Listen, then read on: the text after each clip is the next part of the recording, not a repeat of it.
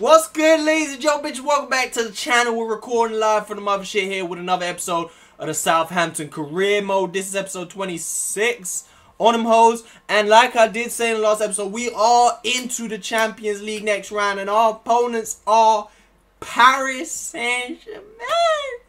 Playing at home in the first leg now. What do you guys think? Because I'm a little bit I feel like we might be able to do something in this one. We played against Real Madrid and we didn't have, we lost both games, but we showed some promise in both also. And over two legs, I think we might be able to do some damage against PSG, who don't have the best defense in the world, just like Real Madrid. But they obviously have Mbappe, they have Neymar. It's going to be a tough game. The Premier League Player of the Month shortlist, Almiron did make, he had a good month last month. Two Spurs players who we obviously just lost to, Kane and Eriksen, who played well against us. Kane scoring a double. And an Arsenal man, Mesut Ozil. Love to see Mesut Ozil in there somewhere.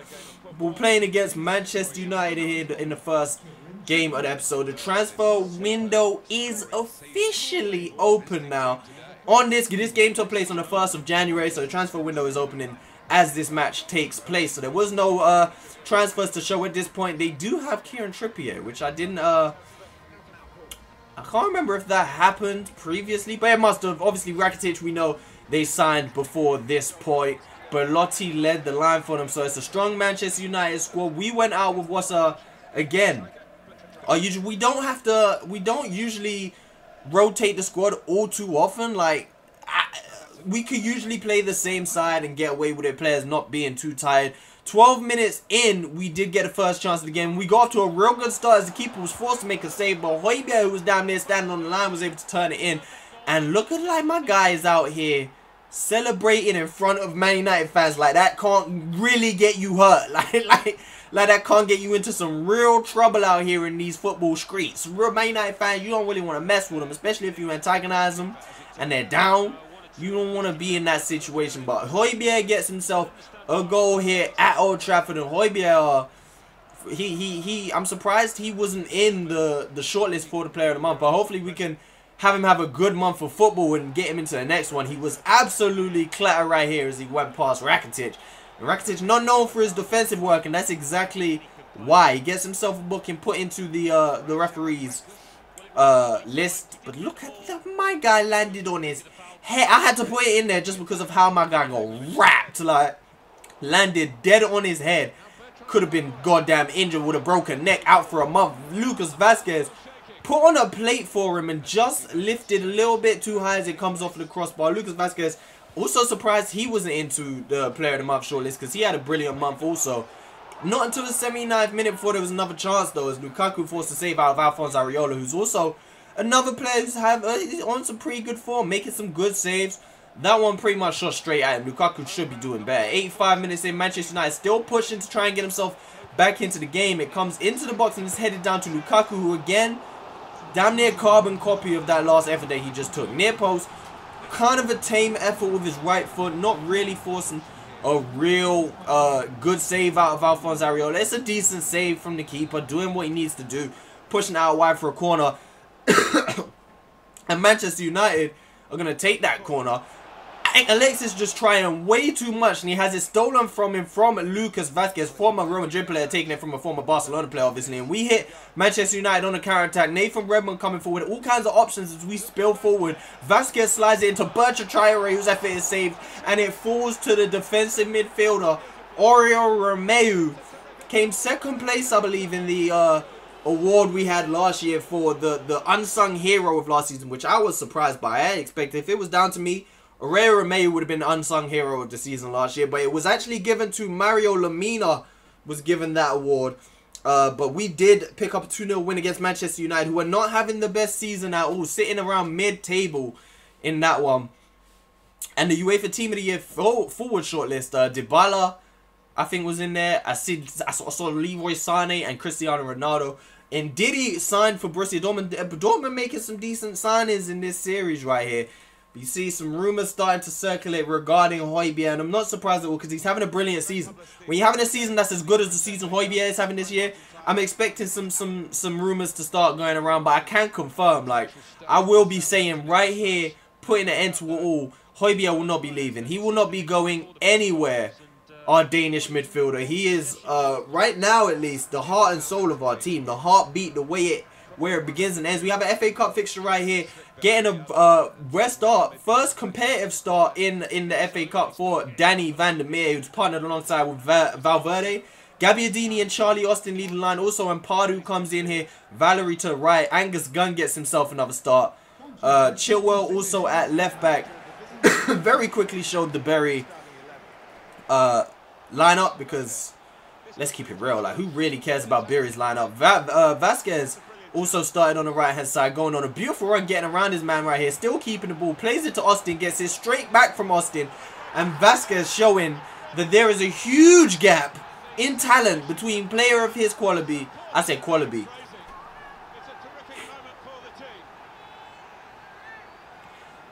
I said quality. See what I was torn between quality and caliber. So we ended up getting qualiber. I said qualiber. Quality. Forget it all. Forget it all. Vasquez scored a brilliant goal. That is all that matters at the end of the day. Man bent it into that far post like it was nothing.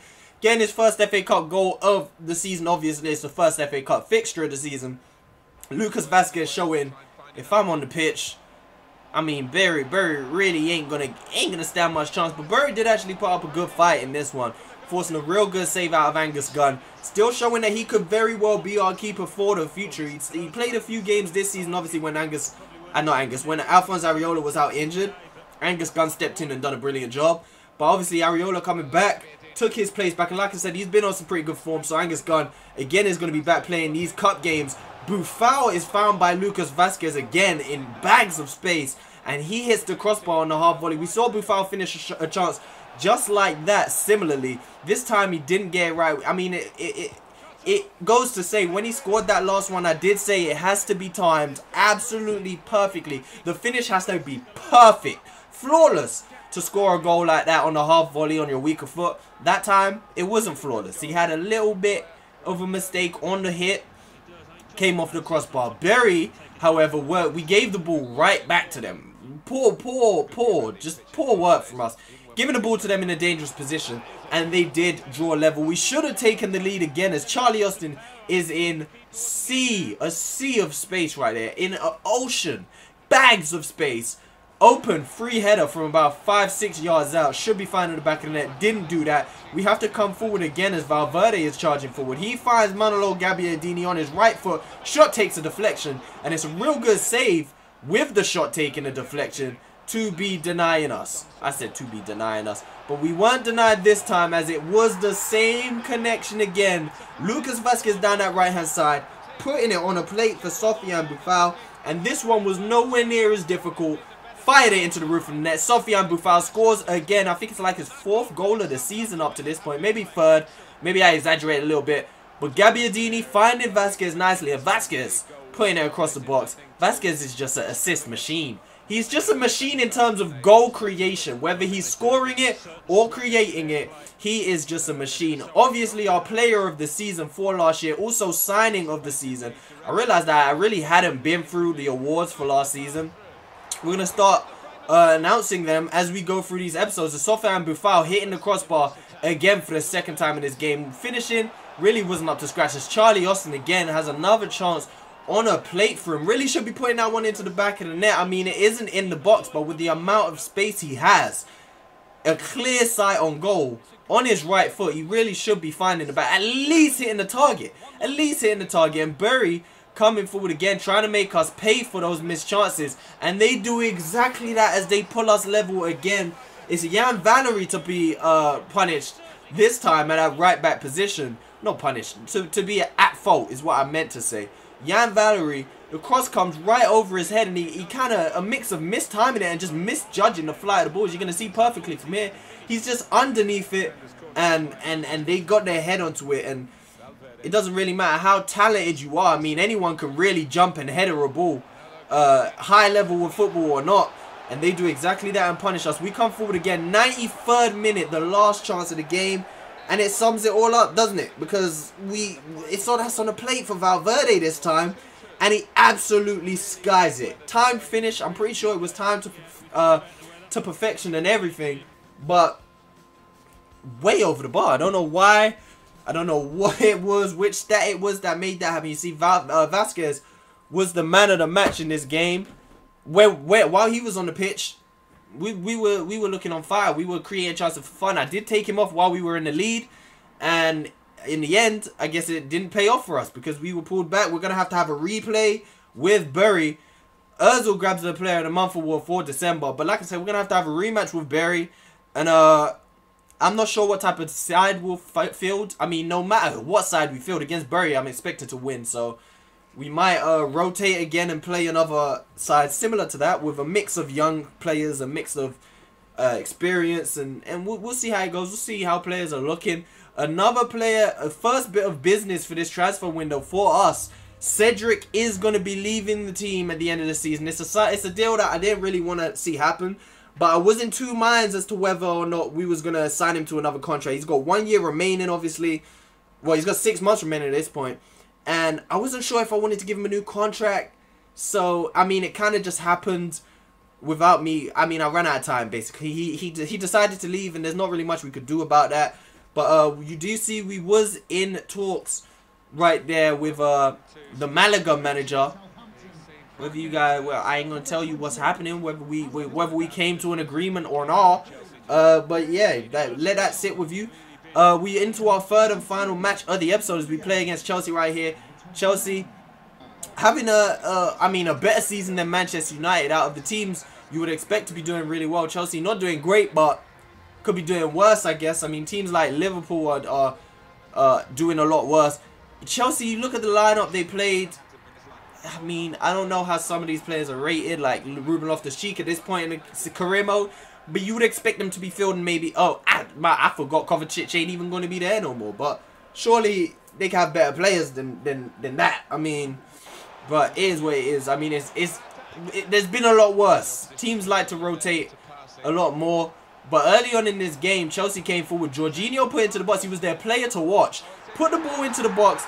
And again, at that back post, we suffer because Klein this time, at least Klein got his head on the ball, but it wasn't the most convincing clearance. It just wasn't at all. Klein barely connected with the header. It loops over Alphonse Areola, and we go behind here at Stamford Bridge. Just 13 minutes on the clock. Klein should be doing better than that. I mean, even if you have to put it out for a corner, if you have to put it out for a throw-in, I mean, if that was down the other side of the pitch, that's a brilliant header.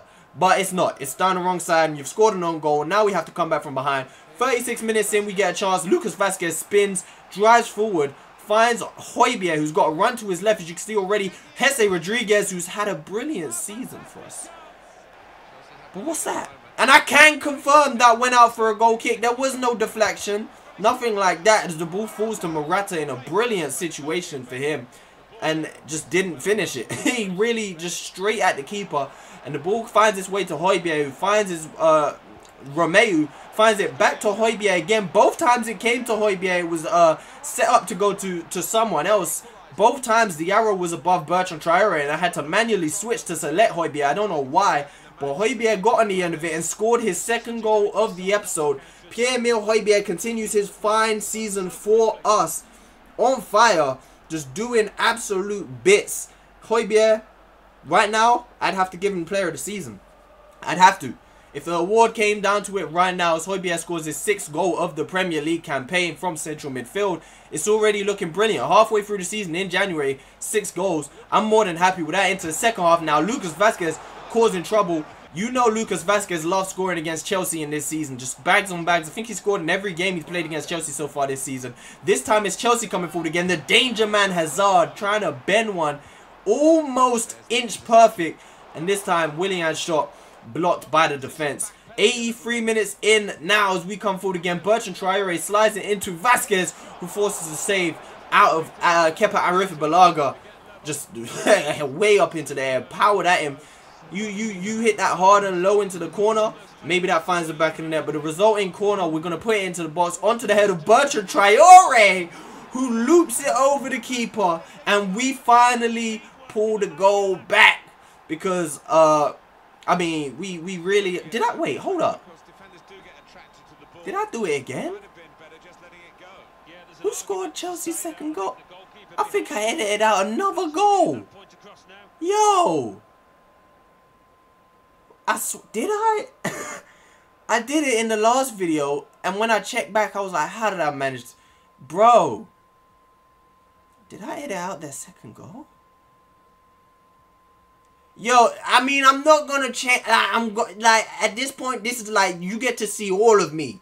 You get to see me and my greatness and my failures, but I can't, like, I really can't remember if I edited out the second goal or not. And like, we're at the end of the episode now. I ain't gonna stop and go over it. But the team of the year is announced. Sergi Roberto, Ter Stegen, Umtiti, Hummels, Alaba, De Bruyne, Dybala, Busquets, Rodriguez, James Rodriguez, surprisingly, Messi, Neymar up front. So they're playing a 4-4-2? Really? Really? Is that 4-4-2? That's playing a 4-4-2. Why? I do not know. But our first player actually sold for this window is Guido Correa. We tried to give him, we gave him a few chances this season. He wasn't poor, but he didn't really do anything great. I mean, he missed a few chances that he should have done better with. But really, he just wasn't really going to work out. I mean, we've got better options. Yeah, so he left. 8 million I got for him, which I felt was very good for, again, a player who he wasn't really going to use too much, who was getting on in age, hasn't done anything in the series, really. 8 million, I'm happy with that. Manchester United still Manu Trigueros signing, and we're going to wrap this episode up with a squad report, because I don't feel like we've done one, and we definitely haven't done more than one in this season, which I've been slacking on. So we're going to take a quick look at how some of these players are growing. Cedric up by 1, but of course he's going to leave us at the end of the season anyway. I've recently started training Jan Valery, and now I'm a little bit worried on how much he's actually going to grow. Even with training, he's 20 years old only, but 70, let's say 70 overall. The plan really was to have Cedric as the backup until Jan Valery was ready to become backup, and then when Klein left or retired or whatever, Valery would take over as the starting right back. I'm not entirely sure how much potential he has, but it's starting to look like he doesn't have enough potential to start. I'm not too sure though, because again, he is only 20 years old, and 70 overall for a 20-year-old isn't horrible. So I'm not too sure, but maybe we need to start thinking about long-term first-team right backs. Whether we sign a young one who can grow alongside Valery, and whichever one grows better is the starter. I don't know, but we'll think about that. Again, I'm not really going to go into too much detail with my transfers. I like to keep them under the blanket, let's say. But Ryan Bertrand grown, surprisingly, because I'm fine. Wait, matter of fact, that's a minus. It's a minus. I'm sitting quite far away from my screen. But Ryan Bertrand gone down by 1. Not too worried by that. He performs. I mean, a lot of people, so many people will sell a player the moment they start going down, or even if they're almost going to go down, which, like, I find that silly. Like, if a player still performs, then what difference does it make if they're going down? I'm going to keep players until they stop performing, you know? Yeah, Bertrand going down, I'm fine with that. He's captain, been playing real well for us. Danny Van der Meer, up by 6 this season. I really do. I'm at some point this season, I'm a start training him again, because I mean, story purposes, I want to get him into playing more consistent football. Grown by 6, so he's showing he can grow. He grows by another 6. The boys are 65 overall, and I'm fine with that. So James Ward-Prowse played quite a bit less football than he had this time last season, but he's still getting his game time, probably because of Valverde getting a lot more football, and he's grown by 1. Happy with that. Højbjerg grown by 2. Again, happy with that. Mario Lemina grown by 1. Happy with that. The midfield trinity. Josh Sims played less football. I don't think he's even played a game, actually. Played less football than I expected. Same with El Younousi. The rise of Boufal has kind of cut into El Younousi's game time. No, don't get me wrong. He's playing, but just, again, probably less than he had this time last season. Oliver Hall gone out on loan now to Barnet, I believe that is. Bartosz Kapuska growing nicely, obviously with the help of training as well. So, I mean, take it with a pinch of salt. Almiron up to an 83 overall, now our joint best player on the team, and we have to find a way to start getting him more consecutive games, more football. I mean, I want to play him in the cam spot, so in games where I play a 4-2-3-1, he's obviously the shoe-in, but in games where we don't play it, we need to find a way to get him into the team. Cedric van der Linden gone out on loan. Also, Jake Hesketh returned from loan, and I'm not too sure what I'm going to do with him and a few other players who have returned. You see Jan Muller, also another player who's returned from loan. Daniel van der Meer up to a 62 overall. Another player, we're going to try and get him more game time, train him alongside his brother. Bertrand Traore up by 1. Vasquez hasn't grown at all in the 2 years of this series, so I'm guessing he's hit his peak. Only a matter of time. Well, I say only a matter of time. Probably 30 when he starts going down. Again, Sam Gallagher returned from his loan. Not too sure what we'll do with him. Ryan Brewster gone up a little bit, almost hitting that 70 overall. And then a few other players, Carrillo, who is actually, I must have recorded this before. I don't know, he should be out of the squad, but interesting. Harrison Brown on loan to Lorient. Buffal grown a little bit as well, so I'm real happy with how Buffal's performed for us, and Hesse grown as well. So the score report is looking good, if you ask me, and this is how it goes at the end of this episode. With some points dropped, we are out off of the top spot for the first time since taking that top spot. We was looking so strong just a few episodes ago, and now Spurs have caught up after losing to them in the last episode, and we're now joint on top. Look at Spurs' goal difference. Like, they barely 11 goals conceded in 20 games. That's crazy. I guess that's why we struggle to score against them. But that's it for today's episode. Join us tomorrow for another one. I will be here. I hope to see you there. Peace.